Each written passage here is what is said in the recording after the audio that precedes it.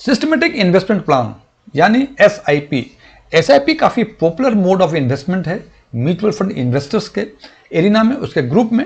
और यदि इसकी पॉपुलरिटी की बातें करें और हम एमएफआई की डाटा देखें तो हम देखते हैं कि इसमें करीब 14,000-15,000 करोड़ के आसपास हर महीने फंड का इनफ्लो होता है एसआईपी मोड ऑफ इन्वेस्टमेंट के थ्रू।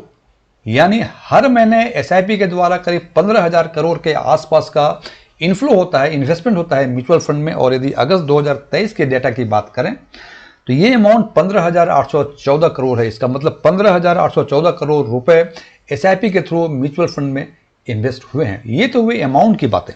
अब यदि बात करें कितने नए एसआईपी इन्वेस्टर्स ने रजिस्टर्ड किया एसआईपी में, इसका मतलब कितने फोलियो क्रिएट हुए, तो ये भी करीब 32-35 लाख के आसपास हर महीने नए एसआईपी के फोलियो क्रिएट होते हैं। और अगस्त 2023 की बातें यदि करें तो ये 35.92 लाख यानी 35,92,000 करोड़ के आसपास अगस्त महीने में नए फोलियो क्रिएट हुए हैं एसआईपी मोड ऑफ इन्वेस्टमेंट के थ्रू। अब सवाल ये होता है कि एसआईपी टॉपअप जिसकी बात करते हैं, जिसकी बात आज करने जा रहे हैं,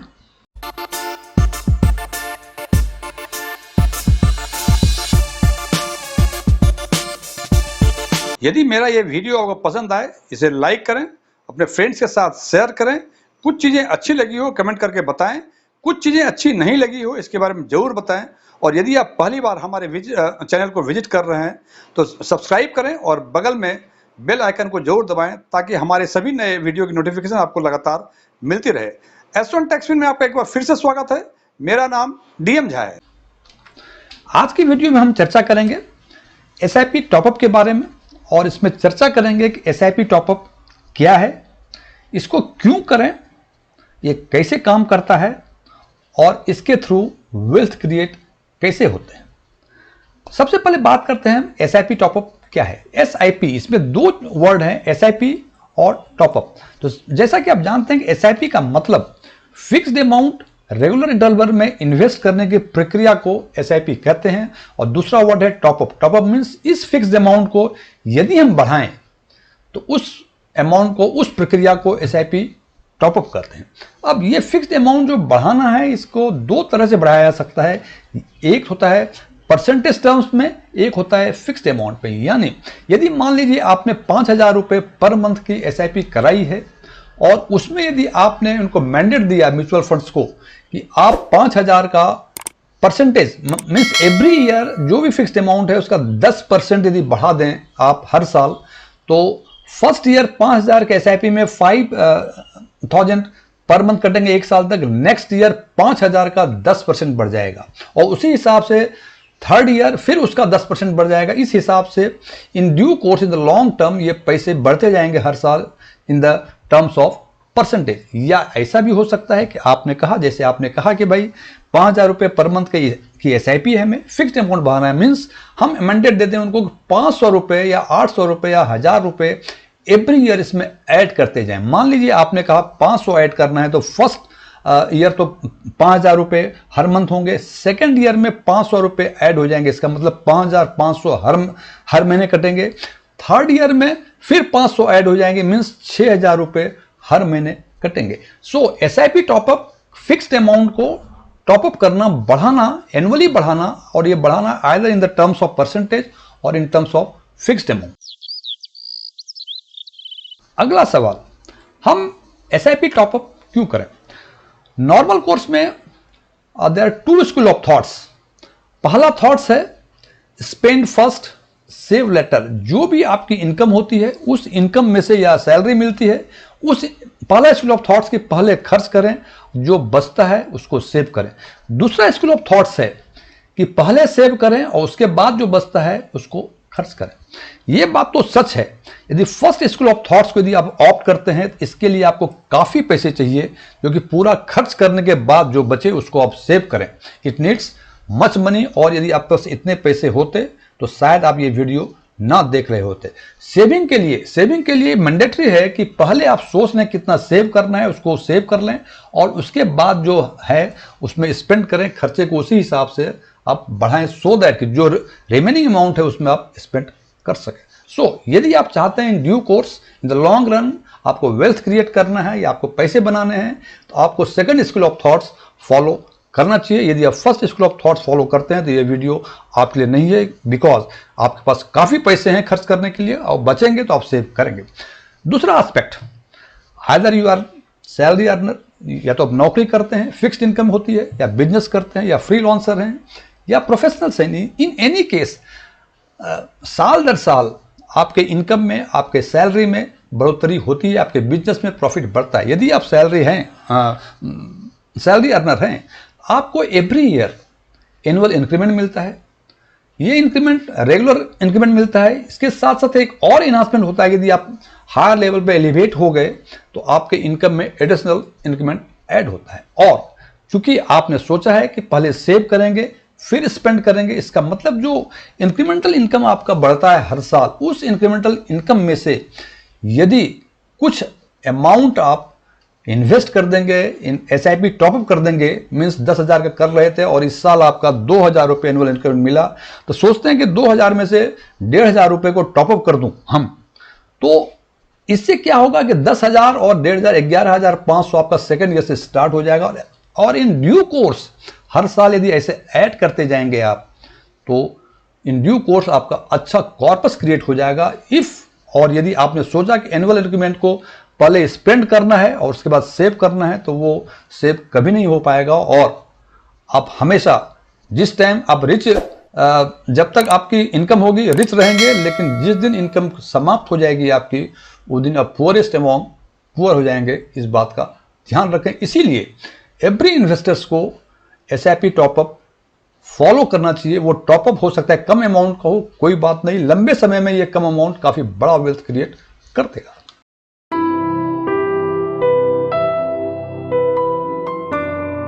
अब बात करते हैं कि ये काम कैसे करता है। एक एग्जाम्पल लिया हुआ है हमने कि 5,000 रुपए per month with increase of 10% आपने फॉलो किया है, मतलब 5,000 पर मंथ का आपका SIP चल रहा है और आपने मैंडेट दिया हुआ है कि हर साल 10% इंक्रीज कर दिया जाए। तो फर्स्ट ईयर आपका 5,000 रुपये पर मंथ कटेंगे और एक साल में ये फर्स्ट ईयर 60,000 हो जाएगा। दूसरे साल में 5,000 का 10% ऐड होगा, यानी 500 ऐड हो जाएगा। इसका मतलब सेकेंड ईयर में 5,500 रुपये हर महीने कटेंगे और सेकेंड ईयर एक बार टोटल अमाउंट जो है 66,000 हो जाएगा। और eight the end of second year total investment आपका 1,26,000 हो जाएंगे। इसी हिसाब से अब यदि थर्ड ईयर की बातें करें तो 5,000 प्लस 5,500 का 10%, यानी 550 रुपये का और ऐड करेंगे इसमें, तो ये 6,050 रुपये हो जाएंगे और उस साल आपका 72,600 रुपये कटेंगे और eight the end of the third year ये 1,98,600 हो जाएगा। और इस क्रम में यदि इसको एवरी ईयर 10% बढ़ाते जाते हैं तो फोर्थ ईयर में ये अमाउंट हो जाएगा 2,78,460 रुपये, फिफ्थ ईयर में 3,66,312, सिक्स्थ ईयर में 4,62,948, सेवन्थ ईयर में 5,69,244, एट्थ ईयर में 6,86,172, नाइन्थ ईयर में 8,14,788 और टेंथ ईयर में ये अमाउंट 9,56,268 रुपये हो जाते। यदि आप टॉपअप नहीं करते तो ये अमाउंट 9,56,268 की जगह केवल 6 लाख होते। यानी आपने 10% टॉपअप को ऑप्ट किया हुआ है 5,000 पर मंथ SIP इंस्टॉलमेंट के हिसाब से, तो आपका 3,56,268 रुपये आपके अधिक इन्वेस्ट होंगे जिस भी म्यूचुअल फंड में आप इन्वेस्ट करना चाहते हैं उसमें। और इस प्रकार से SIP टॉपअप काम। अब इस बात की चर्चा एक लाइव एग्जाम्पल लेके करेंगे और इस लाइव एग्जाम्पल में हमने निप्पॉन स्मॉल कैप फंड को सिलेक्ट किया है। हमने ये माना है कि हम ये 5,000 रुपये पर मंथ हम इन्वेस्ट कर रहे हैं Nippon India small cap fund में। दूसरा ऑप्शन में है कि हमने 10% इंक्रीज के साथ उसी फंड में इन्वेस्ट कर रहे हैं फॉर 10 ईयर्स। और तीसरा ऑप्शन है कि हमने 15% इंक्रीज के साथ हमने Nippon India small cap fund में 10 साल के लिए इन्वेस्ट किया है। तो इस एग्जाम्पल में हमने माना है कि हमने 10/10/2013 को हमने 5,000 रुपये पर मंथ के हिसाब से SIP स्टार्ट की थी और 9/10/2023 को, यानी 9 अक्टूबर 2023 को ये अमाउंट कितना बनेगा इसके बारे में चर्चा करते हैं। हम देखते हैं। सबसे पहले हमने बात की, हमने 5,000 पर मंथ के हिसाब से देखा फर्स्ट ईयर एवरी ईयर 60,000 रुपए इन्वेस्ट हो रहे हैं और eight the end of the 10th year ये 6 लाख रुपए अब हमने इन्वेस्ट कर दिए और आज के दिन में इस 6 लाख रुपए का एनवी के बेसिस पे जो कॉर्पस होता है वो 22,09,122 रुपए होता है। यदि हम बात करें अब दूसरे ऑप्शंस की, यदि 5,000 रुपए पर मंथ में हम SIP top up at the rate of 10% increase करके ऑप्ट करते हैं तो उस अवस्था में हम देखते हैं कि फर्स्ट ईयर में 5,000 पर मंथ होंगे, सेकेंड ईयर में 5,500, थर्ड ईयर में 6,050, फोर्थ ईयर में 6,655, उसके बाद 7,321, 8,053 रुपये पर मंथ, 8,858 रुपये पर मंथ और लास्ट 10 ईयर्स में 11,790 रुपये पर मंथ होंगे। फ्रेंड्स आप ये देखें, आपने फर्स्ट ईयर से स्टार्ट किया था 5,000 रुपये पर मंथ से और आपका 10वां साल में 10% इंक्रीज के हिसाब से ये 11,790 रुपये पर मंथ हो जाते हैं। और यदि एवरी ईयर की बातें करें तो फर्स्ट ईयर में आपका 60,000 और 10th ईयर में आपका 1,41,480 रुपये 10th ईयर में इन्वेस्ट किया, 9th ईयर में 1,28,616 रुपये इन्वेस्ट किया। और यदि हम बात करें at the end of the first to 10th year तो फर्स्ट ईयर में ये अमाउंट 60,000 हो जाएंगे, सेकेंड में 1,26, 7th में 5,69, 8th में 6,86,172, 9th में 8,14,788 और 10th ईयर में 9,56,268 रुपये। और यदि 9,56,268 रुपये के हिसाब से आज का उसका रिडेम्पशन अमाउंट यदि देखें आज के एनएवी के हिसाब से इट कम्स टू 30,47,597 मतलब 30,47,597 रुपये। अब हमें ये देखना है कि हमने 10% का ऑप्ट किया, हमने केवल 500 रुपये 5,000 का फर्स्ट ईयर में 500 बढ़ाया, उसके बाद फिर 5,500 का हमने बढ़ाया 10%, केवल 10% बढ़ाने से जो गैप होता है ये 22 लाख मिलता है नॉर्मल को जो टिपिकल SIP थी और 10% इंक्रीज यदि किया ये मिलता है 10,47,597।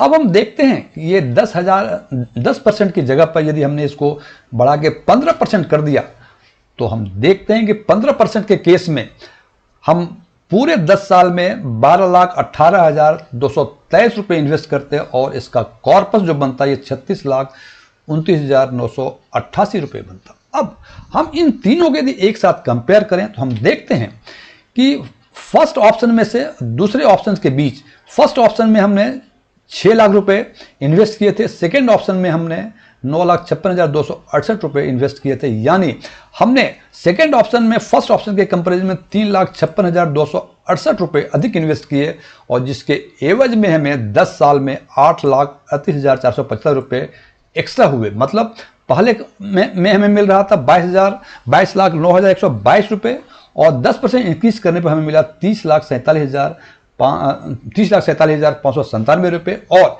यही चर्चा यदि सेकेंड की थर्ड से यदि करें तो हम देखते हैं कि सेकेंड में टोटल पैसे हमने जमा किए थे 9,556 रुपये 9,56,268 रुपये और यहाँ किया हमने 12,18,223 रुपये, यानी कुल रकम में से सेकेंड ऑप्शन और थर्ड ऑप्शन में हमने 2,61,995 रुपये अधिक जमा किए और इसके एवज में हमें 5,82,391 रुपये हमें एक्स्ट्रा मिले 2,61,955 रुपये की तुलना में। और यदि बात कर लें फर्स्ट में 22 लाख, सेकेंड में 10% इंक्रीज किया 30 लाख के आसपास और 15% इंक्रीज किया 36,30,000 के आसपास।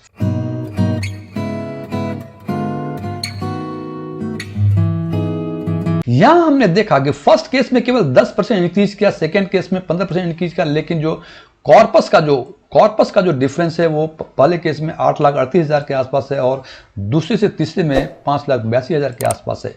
तो मैं समझता हूं कि अब छोटा सा टॉपअप करेंगे 5%, 10%, 15% depending upon your financial conditions. यदि आप हाइक करते हैं तो इन द लॉन्ग रन, हमने 10 साल का एग्जांपल लिया है, नॉर्मल केस में SIP करना हो you go beyond 10 years also, जितना लंबा समय होगा उतना अधिक वेल्थ क्रिएट होगा। हम ये समझते हैं कि एनुअल इंक्रीज जो टॉपअप कर रहे हैं इससे आपको कोई विशेष फर्क नहीं पड़ता, लेकिन लंबे समय के बाद आपके कॉर्पस में काफ़ी का फर्क पड़ता है। तो बेहतर है स्पेशली जो यंगस्टर हैं या मिड एज ग्रुप के हैं वो टॉपअप SIP टॉपअप को आप जरूर करें, जिससे कि later part of the life वो सुखी संपन्न रह सकें, इजी लाइफ लीड कर सकें। Thank you.